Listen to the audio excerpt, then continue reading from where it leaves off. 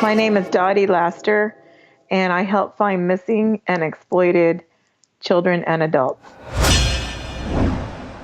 When you change the way you look at things, the things you look at change.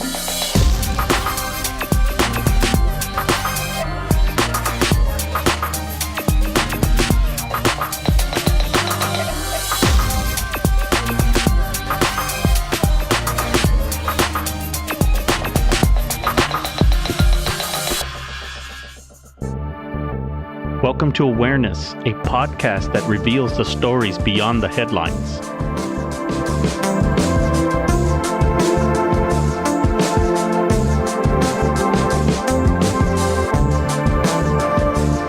This year on the Awareness podcast, I have interviewed some amazing people. Christine O'Donnell, a journalist, featured on episodes 1 and 2 about child sex trafficking. Dr. David Perrodin, a safety expert and the host of the Safety Doc podcast, featured on episode 3 about bullying. Crista Miller, a parent advocate and mother of a survivor, featured on episode 4 about child sex trafficking. And Alicia Kozakiewicz, a survivor of a grooming kidnapping, featured on episode 6. So it's only fitting that we close out 2017 with another amazing person, Dottie Laster, a human trafficking expert.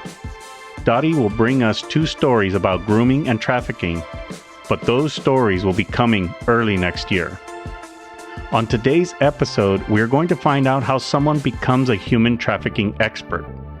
So Dottie will be sharing her journey. No one sets out to be an expert at human trafficking, but sometimes fate steps in and decides for us. Stay tuned.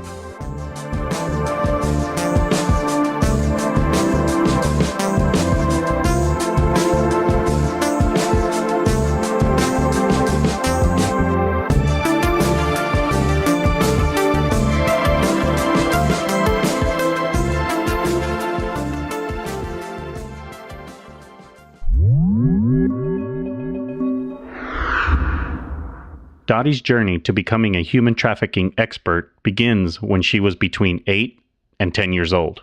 I guess the journey began without me even knowing it. I was 8, 10 years old, and I used to wonder, what would I do if I had lived in the times where slavery occurred, in the 1800s. And I remember I had this discussion with myself, almost like a challenge to myself. I would say, well, would I have fought the entire system, which seemed so entrenched and so harsh and so hard to overcome? Or would I have just done everything I could to buy all the slaves I could and give them a safe oasis in order to live in this, one little spot that I could control? And I kind of thought that I wondered where I would have landed. I knew innately I would have never agreed with slavery. That's one thing I knew, but I always wondered, I was thankful it was over, but I was really, I guess, kind of missing that answer. Like I didn't know how I would handle such an atrocity. And not knowing at that moment that, many years later, I would actually get to answer that question.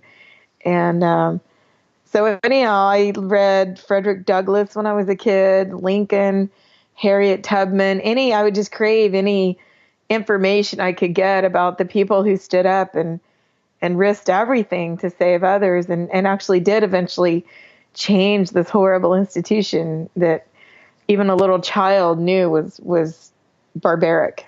Dottie has a love of history. I asked her what sparked her interest in learning about slavery. I think Frederick Douglass, who still hangs in my office today, when I read that he knew that education would be the thing that caused him to be able to be free at a time when it was illegal to educate a slave,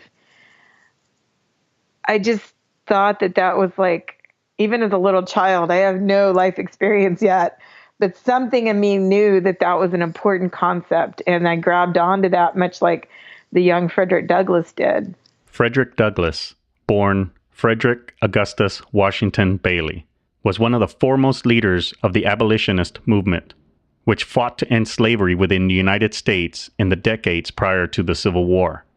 A brilliant speaker, Douglas was asked by the American Anti-Slavery Society to engage in a tour of lectures, and so became recognized as one of America's first great speakers. He won world fame when his autobiography was publicized in 1845. 2 years later, he began publishing an anti-slavery paper called the North Star. Douglas served as an advisor to President Abraham Lincoln during the Civil War and fought for the adoption of constitutional amendments that guaranteed voting rights and other civil liberties for blacks. Douglas provided a powerful voice for human rights during this period of American history and is still revered today for his contributions against racial injustice. If there is no struggle, there is no progress.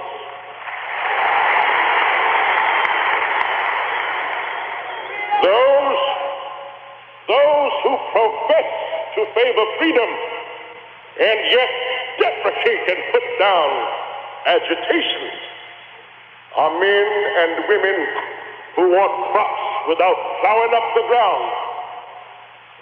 They want rain without the thunder and lightning. They want the ocean without the awful roar of its many waters. This struggle may be a moral one, or it may be a physical one. But it must be a struggle, because power concedes nothing without a demand. It never did, and it never will.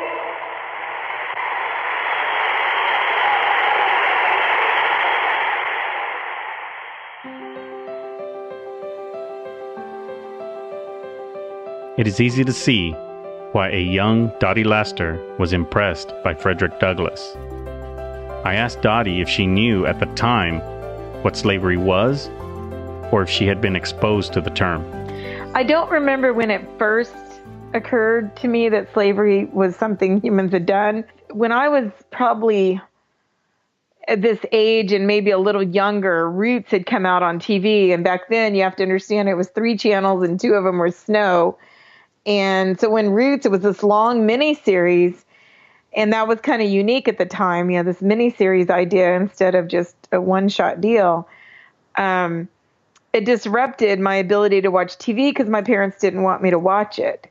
So being a little kid, of course, my ears perked up, and I believe that might have been the first concept I had of Roots. And somehow I did catch some glimpses of it, and I just knew it was barbaric and horrible and painful to even consider. Dottie explains what her experience was like catching glimpses of the series. I didn't even see the whole thing. I just saw a few concepts of it and a few ideas from it. I wasn't supposed to watch it, so I caught glimpses of it literally. And I just remember Chicken George and the hatred that surrounded the entire idea of Roots. And I also knew that, people were talking about it, so I'm sure I absorbed their conversations in some way. But I think Roots, it's funny when you fast forward, I'm sure that that's what Alex Haley meant to happen, is that there would be an understanding and an awakening of history. And it certainly, as a little child, it must have steered my life. Depending on where you grew up, your perspective on slavery will vary. Dottie frames her point of view by explaining what part of the country she grew up in. I grew up in Katy, Texas, which is just outside of Houston. And at the time I was in elementary school, it was pretty plain vanilla. There was one Vietnamese girl and not a lot of variety in the people in my school, which to me made me crave to know more and made me want to meet people that were different from me. If you remember the mid to late 70s, we were coming out of a pretty, almost like we're sometimes in a way full circle. It was a very tense time with race relations. There was riots. So you've got that backdrop of knowing that there's a big problem. The adults can't solve it. There's the Black Panthers were active. Martin Luther King was assassinated right around the time I was born, or, just an infant. And so we're still in that backdrop of this, I think, a direct connection to the slavery. I mean, it's a side effect of how to deal with ending slavery. But as a kid, I knew, without even having scholarly knowledge, that the problems I was hearing my parents discuss had some connection to this idea of roots. Dottie's father worked a lot, so many of the questions Dottie had were directed at her mother. I talked a lot with my mom about it. In the times, at that time, my dad worked a lot and wasn't always home. I'm sure he would have spoken to me about it, but he had kind of a 1950s ideas. I'm kind of thankful I wasn't really guided by that. So my mom was a little more open to discussing, I guess, the parts that interested me. So I did speak to her about it. And I probably didn't speak to her in depth like I am now. I didn't even know the ideas I had in my head would be so important. But she'd take me to the library, we'd check out books, she'd help me read them. And I was interested in many things. At the time, Dottie's family owned horses, and she would train them. She was somewhat of a horse whisperer. She was drawn to the horses in bad situations, the ones that even adults couldn't ride. She made it her mission to connect and to help them. Her deep connection with another living being was the seed planted that would later bloom in adulthood. And I didn't know then that was just the beginning of what I would become, because I thought my life was going to be rescuing horses. And I did that much of my adult life. And I would find them misunderstood, abused, forgotten, neglected, whatever. Horses fall into horrible situations through no fault of their own. They're literally a 1,000-pound animal. If you're not good with them, you will get hurt. And then that person often blames the horse. And I thought that was similar to what I saw with the way people were treated that were enslaved from history and TV and discussions I heard. So I felt that connection, I guess maybe misunderstanding and the dire consequences that someone more powerful could place on another. From a young age, Dottie felt a strong desire to be inclusive. And in order to do so, she was willing to accept whatever the consequences. If anyone knew me then, I was kind of a strong-willed, headstrong person. I boycotted my 3rd grade birthday party because they wouldn't invite the Vietnamese girl. So I told my parents I wouldn't come downstairs. Yeah, that was the only thing I would disagree with my parents on. And I took many a spankings for it. I mean, they had belts and switches. So, a spanking was a big deal. I remember one time I couldn't ride with a teenage boy who was black, and they wouldn't tell me that's why I couldn't ride with him, but I knew. And, horses. I loved riding horses, and he actually worked on our farm, and they wouldn't let me be seen riding around the neighborhood with him because it wasn't ladylike. But it was code for, the problem was probably more the racism than whether it was ladylike. And he wasn't a threat to me. They weren't protecting me because he was at our house, So I guess in that way, I was kind of the little rebel. And I tell parents now, be careful what you spank your kids for, because that might become their career as it did for me. So in that ways, yes, it progressed in my willingness to stand up to who I loved, my parents. I never wanted to disappoint or upset them, but I would on these issues. And I always wondered why. I even asked my husband. He grew up in a similar time and situation, and he thinks it's because we went to school, and it was at the time where they were busing and mixing the schools up against their will.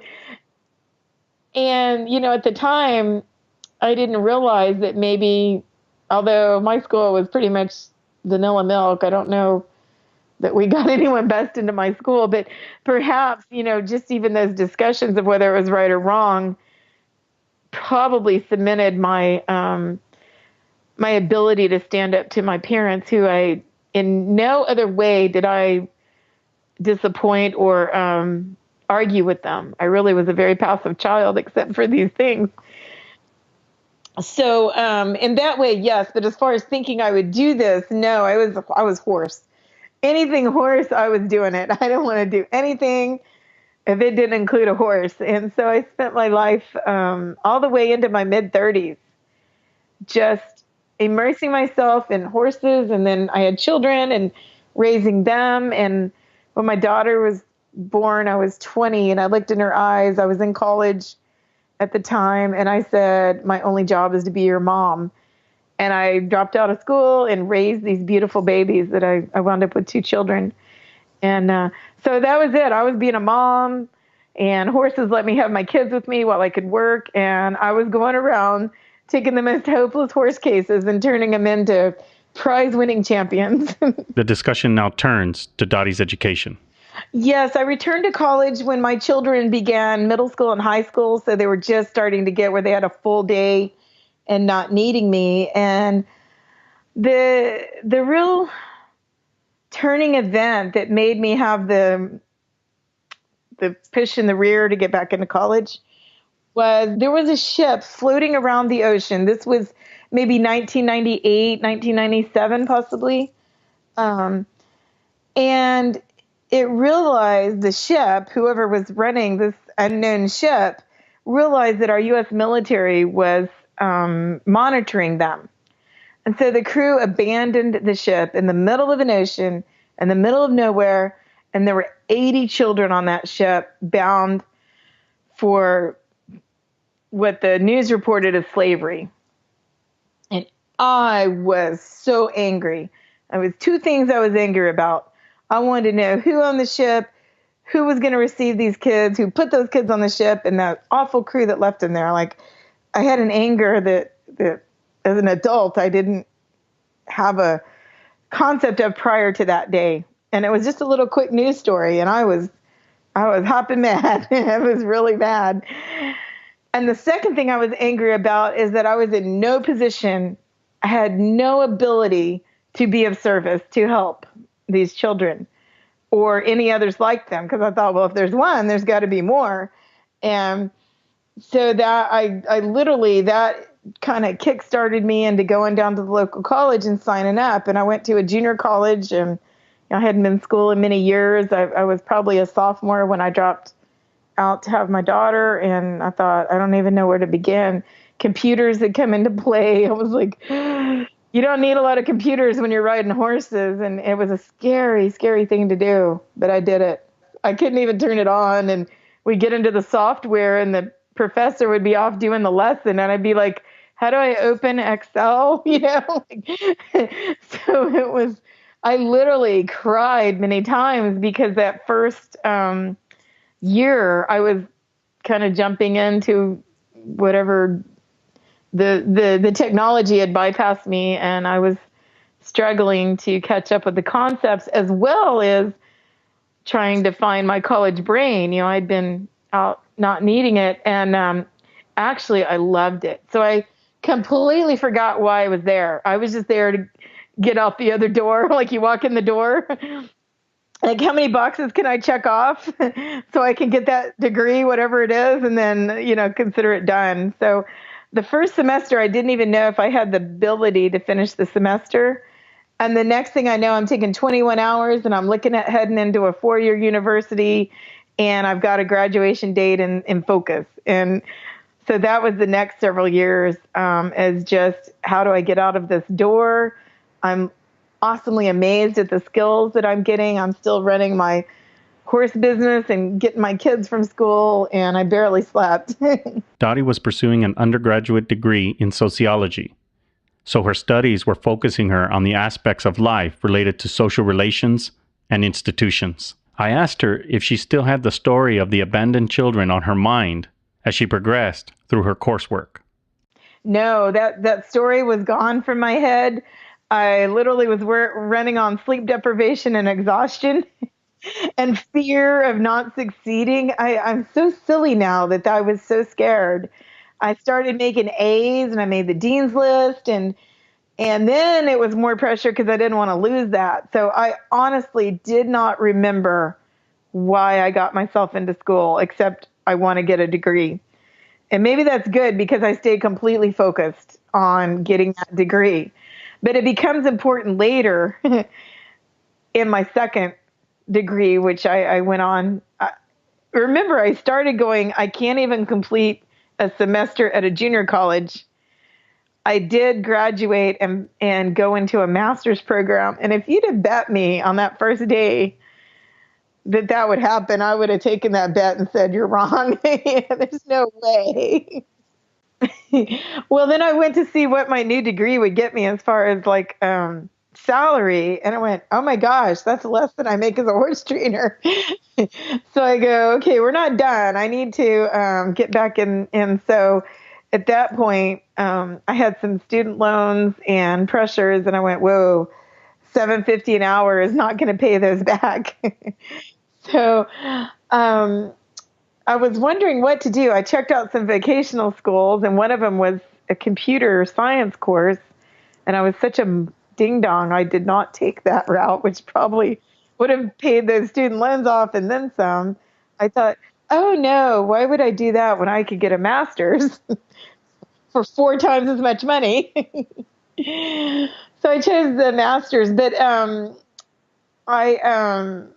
this ad just hit me in the newspaper for St. Mary's University International Relations. And I thought, that's like giant sociology. And it really, I don't think I made a choice. It was like a tractor beam. And I just went in and met the dean of that program, who's become my lifelong mentor. And I call him my school father because I never, ever want to disappoint him. He was the guiding reason that I succeeded. Any one of us can look back on our lives and pick out the moments where decisions were made, not of our own volition, but by some other force that would propel us to where we are today. In Dottie's case, she saw an ad at the right moment in her life and was compelled to pursue a master's degree in international relations. As you will hear, it wasn't easy. Yes, it was international relations. I remember when I went to the first meeting, I didn't even have money. Like, there was something wrong with my car. I couldn't get it out of the shop. I had to get a friend to take me to the meeting. And I was so nervous, and I couldn't get in on merit. My grades were good since I'd returned to school. But prior to that, I'd been to like 15 colleges, and I had tried for 20 years literally to graduate and couldn't. Every so often I would keep trying, and we just weren't stable. So I had to get in on academic probation, and I was so nervous. And that professor now always says it was the best. I don't have his right words, but he says that was the best risk I ever took that he put on me. And I was off probation the first semester. I say this to urge people, whatever you want to change in the world, if I got this far, do not worry, you can do it. I really doubted myself all along the way, and that was just a waste of effort. I always had it in me, and I just didn't know. At this point in the discussion, Dottie explains how her new mission in life was revealed. Well, it was in the master's degree that I reawakened to why I was there. Like, I came out of the coma, because when I was in school at St. Mary's with this wonderful professor who just guided me and gave me confidence, we had a speaker from the State Department, and she talked about the new laws about human trafficking, modern slavery. And in the middle of her speech, in this grand auditorium, it's like a lightning bolt hit me in the head, and I had a flash forward, not back, but forward, of the next 10 years of my life. And, everything I saw came true. It was movies, news, film, rescuing victims, working with law enforcement, working at a nonprofit. That all just, I saw the vision of it that moment as she spoke. And I remembered why I had come to school, that shift. This would be in 2002. And so the next morning, there was a closed meeting of leaders in the city, in the county, in the federal offices. And my professor gave me a seat in that meeting, which was a gift. they knew this is what I wanted to do, and must have seen the lightning bolt or something. I really don't know. And so when I went into that meeting the next day, that was literally the beginning of everything. And I learned that I had what no one else there had. It was people from, at that time, INS was becoming ICE, and that was a mess. That was funny. And the nuns that were there had been protesting the ICE director's office the day before. And the chief of police was there. I think it was the assistant chief, and people like that. And all these cast of characters that on any other day would be arguing very, very badly came together and worked so diligently for like 6 hours that day, all day long working. But what they came up with is we have all these great ideas and things we could do, but we have no freedom with our day. Our day is already paid for to do something else. There was no one funded to do trafficking at that moment. And I was free. I had nobody to tell me what to do. So I took that and I ran with it. I ran and built this coalition. I got all these people together and started training. I started inviting ambassadors and nurses and Department of Public Safety officials. And my great professor, if you ever remember Radar in MASH, he would hand stuff to the colonel and say, "Don't look, just sign." I was doing that. And we built this coalition, and it worked. And sadly, I graduated, which was good, but I was very sad to leave. But that work led me into the field, into my first job. And years later, I was hired back and wrote a successful $3 million grant for that coalition, and it lives on today. I want to take a moment to make you aware, because that's what I do. This is not a paid advertisement. Consider this me making you aware of a great product. Every episode that I release features an original theme song created by Shane Yoder. You know the one. His work has been featured on many podcasts, but his work is not limited to podcasts. He creates custom songs for any occasion. Shane has graciously offered a discount for awareness listeners. You will get 30% off any order over $50. And all you have to do is go to puttheminasong.com and enter the promo code awareness. I asked Shane to put together a little something about what he does. So you're on a Monday morning commute, and yeah, I know what you're thinking. It's inappropriate, so I'm not going to repeat it, but I know what you're thinking. You know we forget about all the good things in life so quickly, till this happens. I want to be with you, I don't need you to convince me. And that one song comes on the radio. You know the one where memories come flooding back. You find yourself reliving moments with someone you love. And that's why I created puttheminasong.com. With your thoughts, feelings, and memories, we create a high-quality, 100% original, custom song for your loved one. Any genre, any occasion, and anything you want to say. You have a better voice than you think at puttheminasong.com. All music was created and scored by puttheminasong.com, obviously. Capture your memories with a custom song by Shane and his team at puttheminasong.com.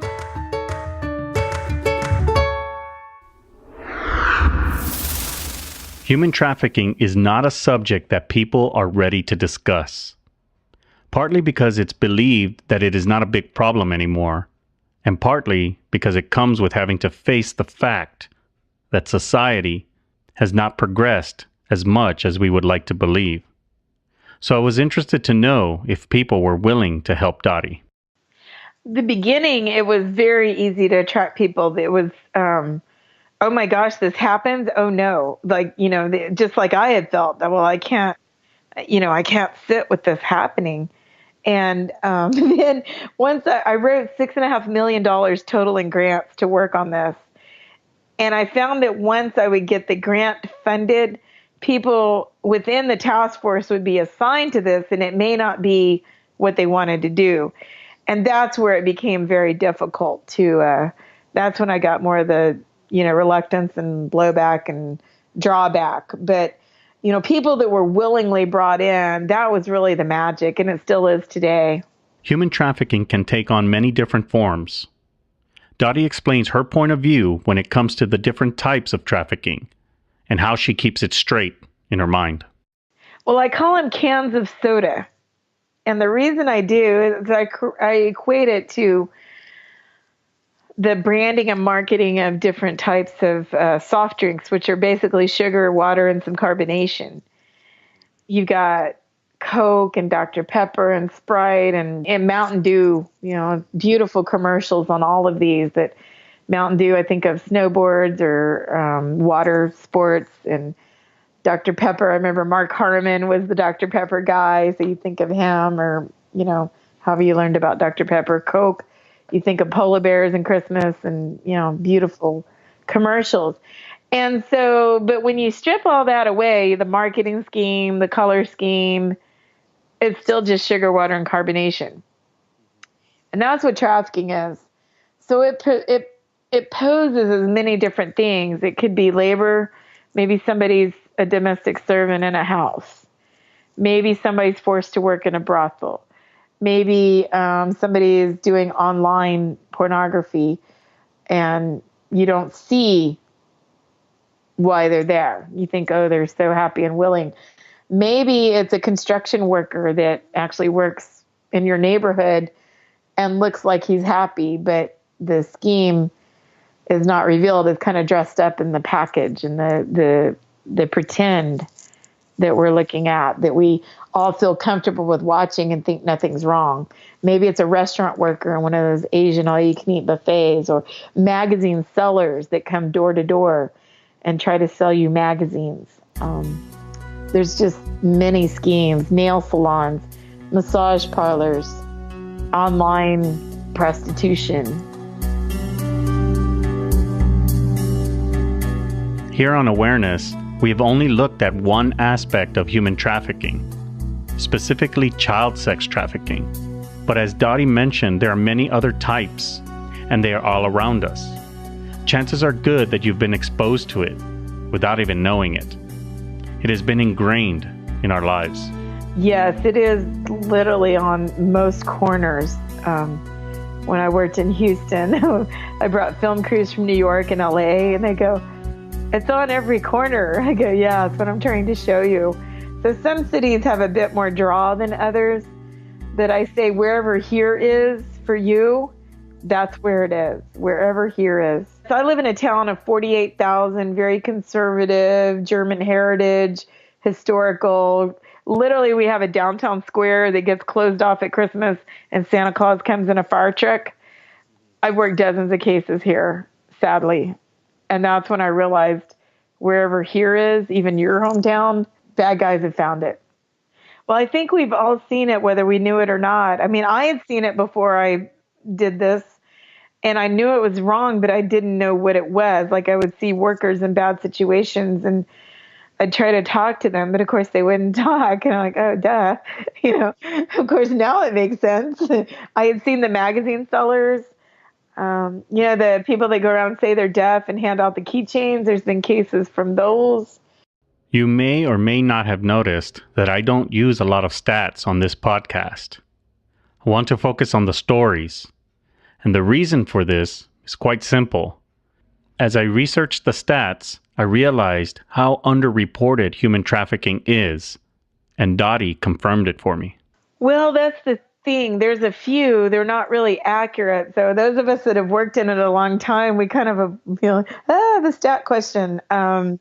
It's more than the stats say, trust me. Even the cases I work on, I report as many as I can, but very few of them would make it to a stat level where anyone would count them. And there's a lot of reasons for that, but the International Labor Organization says it's a $32.1 billion a year annual business. The Department of Justice says it's a $9.5 billion a year. I imagine it's either in between those two or bigger than even that. So I started taking those amounts and I said, how can I make that understandable? I've never seen $1 billion, so I don't know what that looks like. So I thought, what businesses do that? So I started looking, and in that range would be the Hollywood film industry, McDonald's, Walmart. Some years I think that they may be. It depends, especially in the early years, Walmart.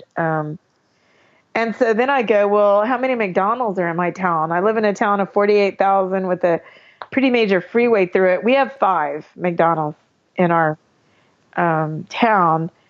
And so I'm like, well, if it's that lucrative, how many victims does it take for that one, quote, franchise to work? And that's probably the right number. So if we had 5 McDonald's, how many staff do they have? That's about how many victims might be in your area on the low end of the estimate. I asked Dottie to venture a guess on approximately how many cases get reported. My question included my own estimates like, for example, 1 out of 5 or 1 out of 10. I think probably 1 out of 70 to 100. And there's reasons why. Sometimes they're reported and it's not received very well or at all. Sometimes there is not enough to report. Bad guys are really good at not leaving a trail. And then sometimes the victim just can't, won't, and fair enough. Like if I'm here to help them wherever they need help. And so maybe I met them too late and they never did report it, or maybe I've met them too scared and vulnerable to report it. So I learned early on, because the first grant that I wrote was a task force coordinated with law enforcement, and we all had these procedures and stuff, and those were nice to have. But the reality was, in that role, I was there to help the victims as they directed me to help them, not to create what I wanted them to do, but what they needed me to do. And I moved on and worked in Orange County after starting in Houston, and I developed that task force there. And it was interesting because the same misunderstandings, conflicts, and barriers were there that had been in Texas. So I was like, wow, that's a shame.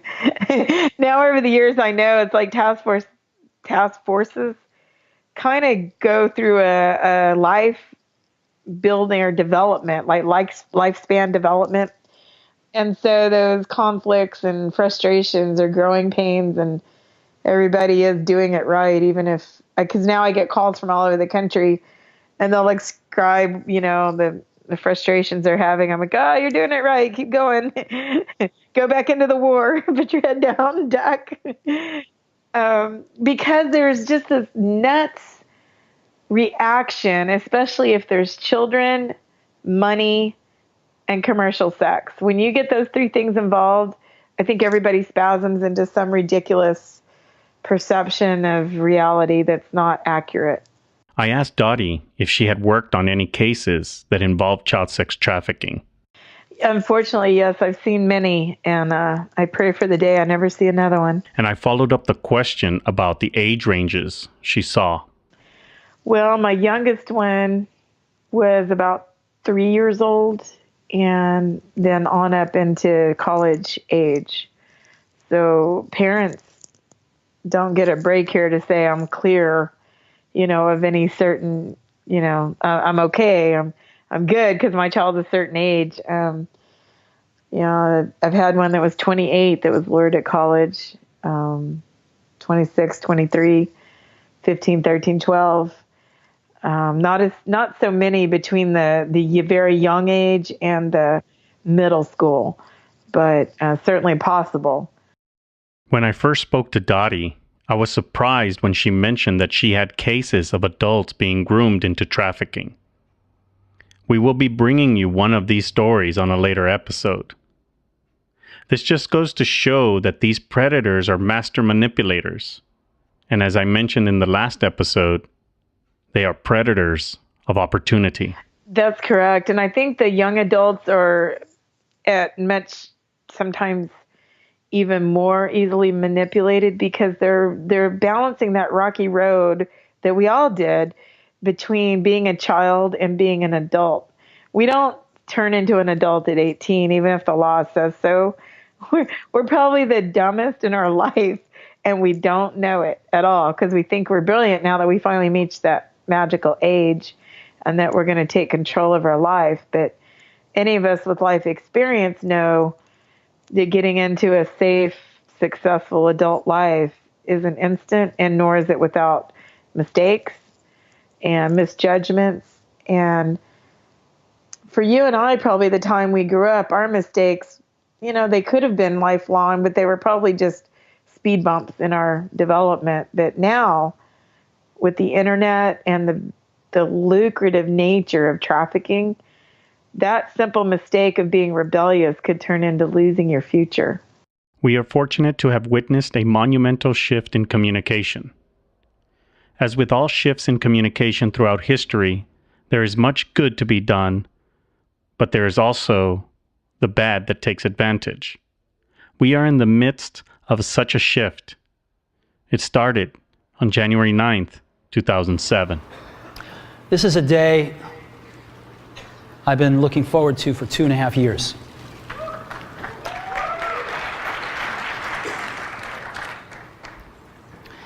Every once in a while, a revolutionary product comes along that changes everything. Well, today, we're introducing 3 revolutionary products of this class.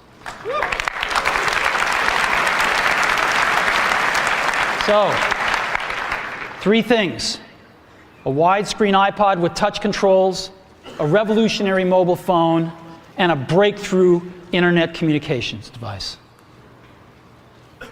An iPod, a phone, and an internet communicator. An iPod, a phone. Are you getting it? These are not 3 separate devices. This is one device. And we are calling it iPhone. Today, Apple is going to reinvent the phone. The internet went mobile, and app development exploded. Apps gave us a new way to communicate and has allowed predators unprecedented access. As with all major shifts in technology, we are pushing our capabilities to new levels, and we are advancing faster than any time before in history. It seems to be the order of things. With good comes the bad, and we now need to catch up. Dottie has been fighting human trafficking since 2003, so I asked her if she saw a shift after 2007. I did, and I didn't know what it was, at the time, because I didn't have, the wealth of cases I do now to see the patterns. But you're right, around 2008, I started getting a slew of cases, maybe between 2008 and 2012. So, it's a period there. And at that time, somebody had to know me to find me. I was working myself. I was my own entity. I wasn't with the group. And parents would find me, and they had to go through a lot of work to find me. And they had to know their kid was trafficked to find me. So I was getting a very small amount of what's out there. But the pattern I saw was the grooming and the luring that they were describing to me, and how the, perfectly wonderful straight A student with 2 parents and sports and everything wonderful in their life was winding up in this hellish existence. And the moms would seem to understand what had gotten wrong, but the men, meaning the fathers, the police, people like that, weren't making the connection. And it's not because I'm gender biased or anything. It is the way we view commercial sex and the people involved in it. And so it was a painful thing to see, where parents are having to become experts on this on their own. Then they find me, and then we were able to help them and how to dislodge them. So at that time, I was there to help, the trafficking end. But what it did is give me a wealth of knowledge about how you get from one place where you've, raised this child and loved them daily to they've left home, seemingly walking out on their own, and have chosen to have no contact with anyone they know. It was this stigma around human trafficking and lack of understanding about grooming that gave the predators an advantage of sorts. It's absolutely correct, because not only did they have time, they had freedom, because no one was coming to help that parent that was screaming, "Help me, help me, help me, save my child. I know where she is. She won't come. I've done everything. I need your help." And they would be like, "Well, you know where she is, no crime here. And she's an adult, blah, blah, blah, all the excuses in the world." And so the bad guy now doesn't even have to hide. He doesn't have to worry. In fact, a lot of times he would be successful in getting the parents arrested as they were trying to speak with their loved one or, get them out. They would use everything: trespassing, harassment. Oh, she beat her child. That's the common one. They'd even get the child, adult or minor, but, it's the parent's child. I don't care how old she is. It's still my little girl, no matter, So they would get that beloved daughter to actually file charges against their mother or their father or claim, they would claim sexual assault. I mean, you list the ways you could really hurt a parent. It was happening. Yeah, it's easy because when you lie, you have no rules. And so the parent is already underwater because, first of all, they had to figure out what was going on. Second of all, they usually do try to rescue their kid and are met with no help and nothing but resistance, even from their family member. And then the families start to turn in each other and say, well, it must be your fault because she turned out this way, or maybe you did abuse her, as she's claiming. So everyone will, they're definitely going to villainize the person, the one parent. There's usually one that the bad guys identified. That's the one that's not going to go away. So we better villainize her or him. And so there's all this chaos that nobody understands what's going on. So by the time the parents found me, they may have hired private eyes and lawyers even. They don't know what to do. They're like, and so they're exhausted financially, emotionally, and even start losing their health.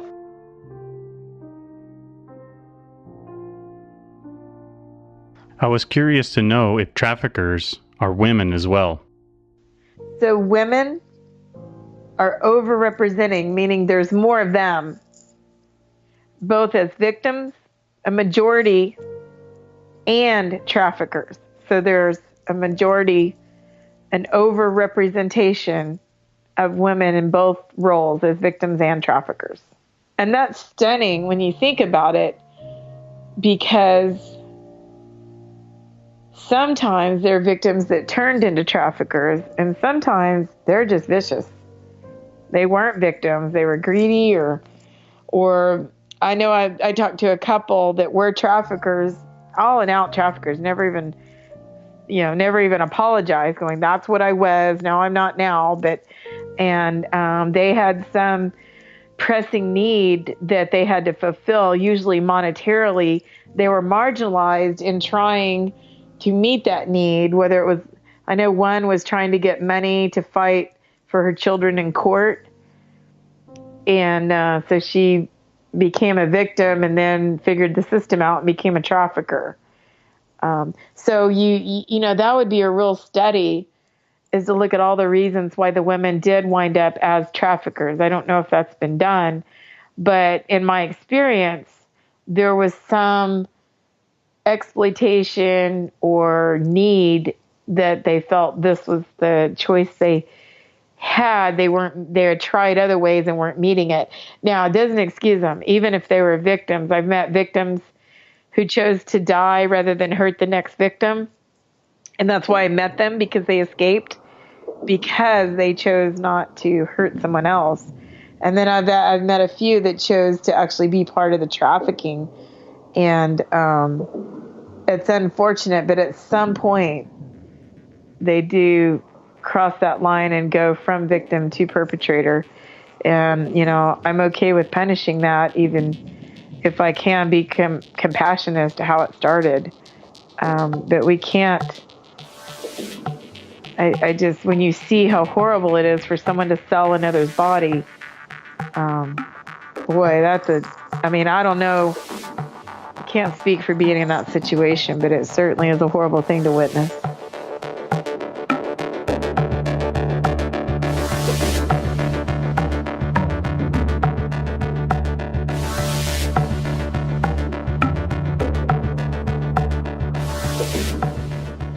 I want to thank Dottie Laster for fighting for us and for coming on to share her story. As mentioned during the intro, Dottie will be sharing 2 stories, but those will be coming early next year. This year I've had the privilege to speak with many people about their stories, and I am grateful to them for trusting me with it. I also want to thank you, the listeners, for coming with me on my journey to raising awareness. Please continue to share the episodes and connect with me on social media. The links are in the show notes.